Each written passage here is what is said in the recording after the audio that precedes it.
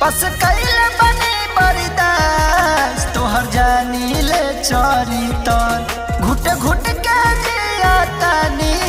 बनल बानी हम चीटा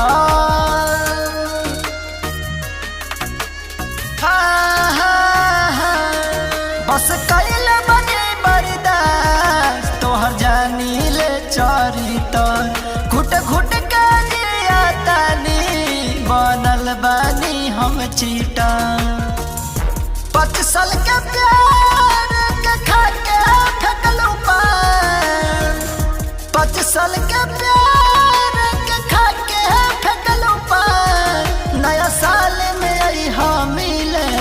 ससुराल से हमर जान नया साल में आई हम मिले ससुराल से हमर जान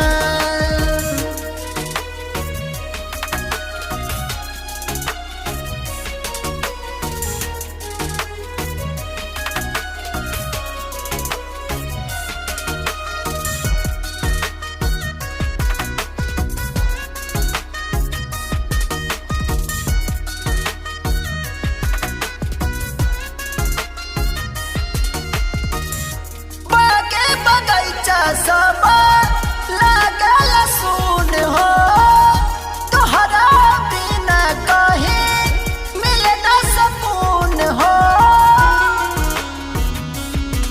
तू तो चल गइलू पियावा के साथ हो हम रोही रोही कटेला रात हो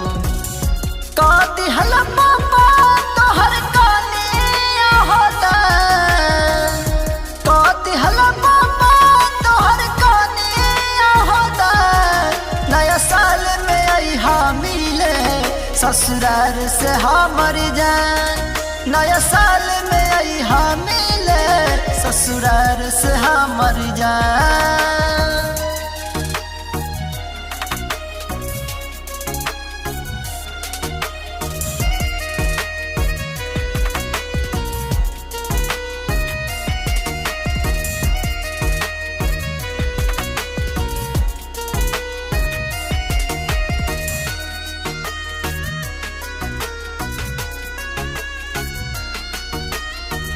गिफ्ट देके कारण तोहके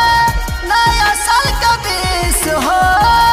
आखिरी में मिलला हमसे इहे बखोइस हो तू तो बन गइलू राहुल के जान हो तू तो हो गइलू हमसे वीरान हो निशु के काहे बोल गइलू अपमान निशु के